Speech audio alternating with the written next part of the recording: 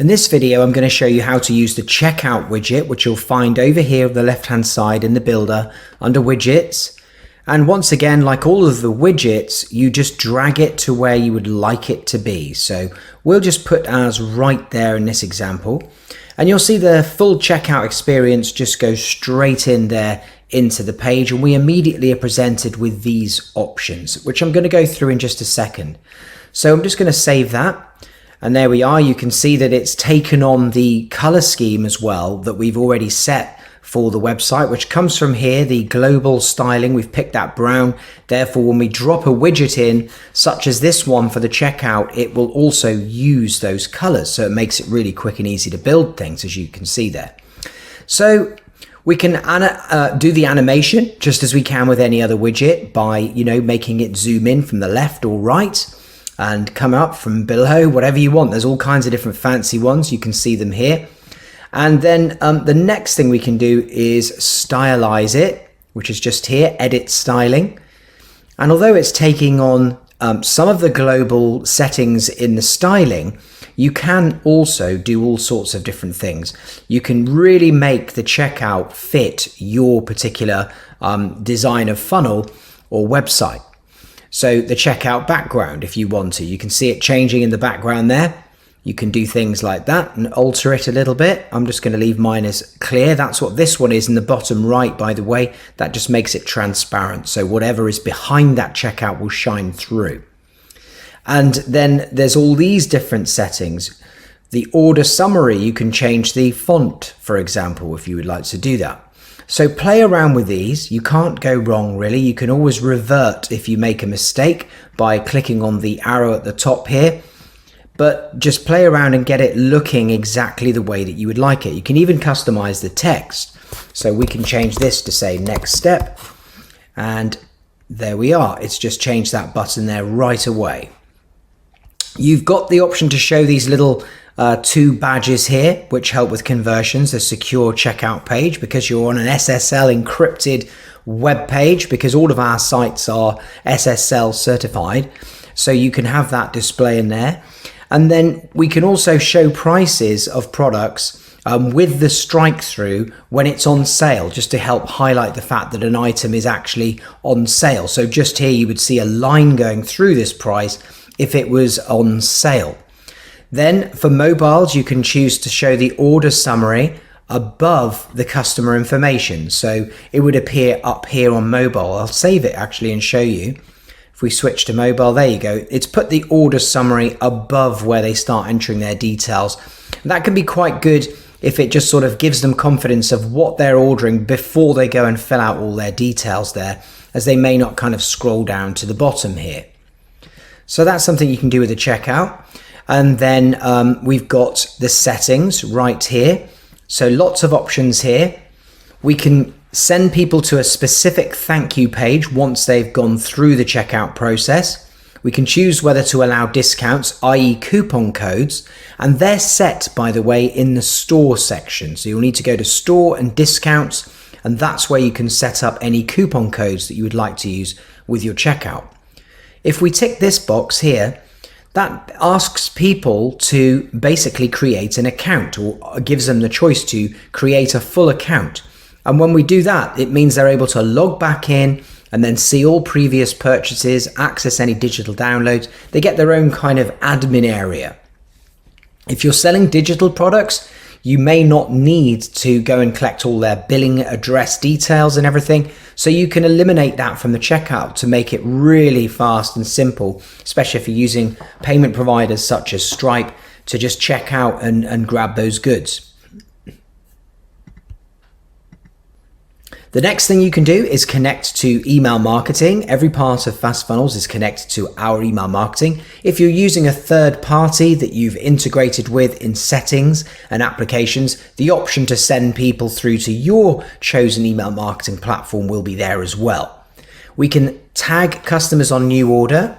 And as I say, we can select a list if we want to. Let's just put this in a list called customers. And then now, that will just send people straight through into the marketing section and put them into that particular email list. We can also make them double opt-in. So once they've checked out, they then have to confirm their email so that we know we're emailing people who are definitely legit. We can tag people, as I've said, anything you want. You can call it like new customer. There we go. Create a tag. That lead now that goes through this checkout process will be tagged with that. But also what's really useful for a lot of people is you can customize the fields. Like you can ask for additional information at the checkout.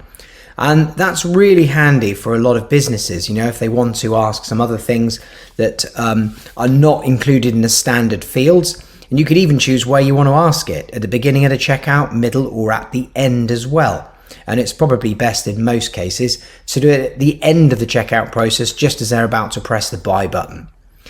So there we are. There's the details that you can add to the form when they go and check out. And then now let's talk about this part here, which is the products and how your checkout will be.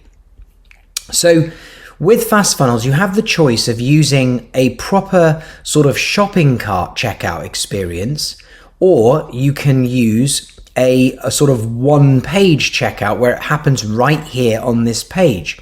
Instead of allowing them to go and add a product, add another product, and then buy at the end like a normal traditional store. We can just get you here, we can select the products for them, and then we can make that available to them to choose when they're checking out here. So there you are, you see that I've made this checkout default to these two products. So it's very, very simple. You know, if you wanted to put this directly underneath an article about the orange chair and the mixed sofa, you could literally have the checkout there, right there, ready to go for those two items, so that someone can check out really quickly. You can add bump offers, and bump offers, so you would create the bump. I think maybe we'll do a separate video on the bump, but you would go and select a product which would become the bump. So let's say the wooden chair was the bump. You put in your headline, your title, and your description, and make it, you can make it active by default, which means that this offer gets added to the checkout.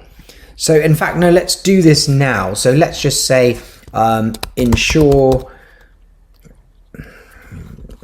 there we go, insure your furniture. And then, yeah, look after your furniture. And let's pretend that this is in fact like some kind of insurance. Let's put that there. And then we can show a badge as well if we want to, or not. You'll be able to see what that looks like if you go ahead and do it.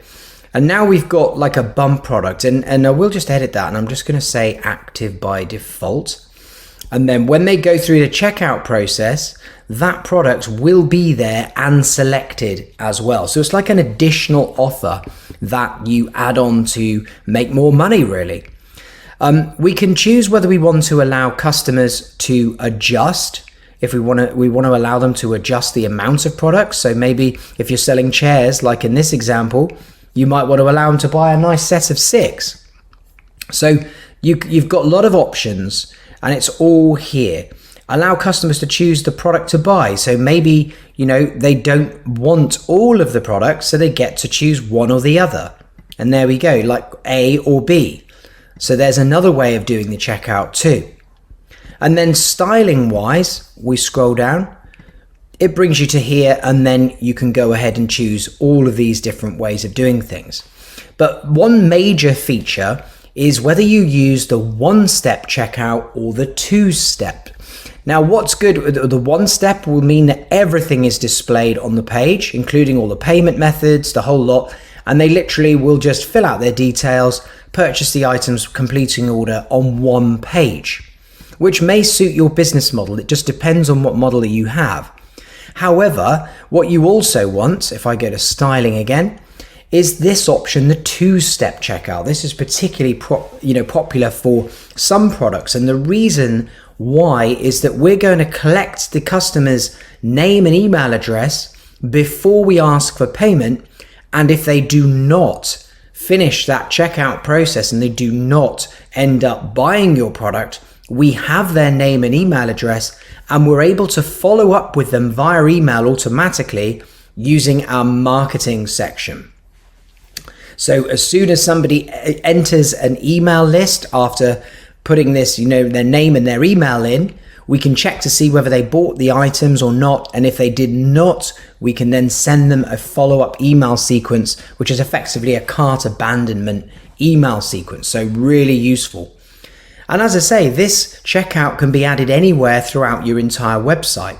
It can even be added into a pop-up. So if I wanted to, I could just take this, copy the checkout, and now I'm just going to create a new pop-up, add new, there we go, and we'll call it this, we'll make it empty, there it is. Now I can just paste this whole checkout straight into a pop-up, and we can add a button if we wanted to that launches the checkout in this manner using the widget, just a straightforward pop-up, and there we have our checkout. So ultimate flexibility. It really is almost like a software within a software, this whole checkout process. Remember that if you want to add lots of different types of payment providers, you do that in store, and then you can connect all of these different payment providers, and obviously we're always trying to add more from around the world to make it really convenient for everybody. So that's the checkout widget. I hope you found that useful. Remember, if you need to learn more, you can go to the knowledge base. And if you need any support, please do get in touch with our support just down the bottom here, and then we'll do our very best to help you and move you along. So thanks very much for watching, and I'll see you in the next video.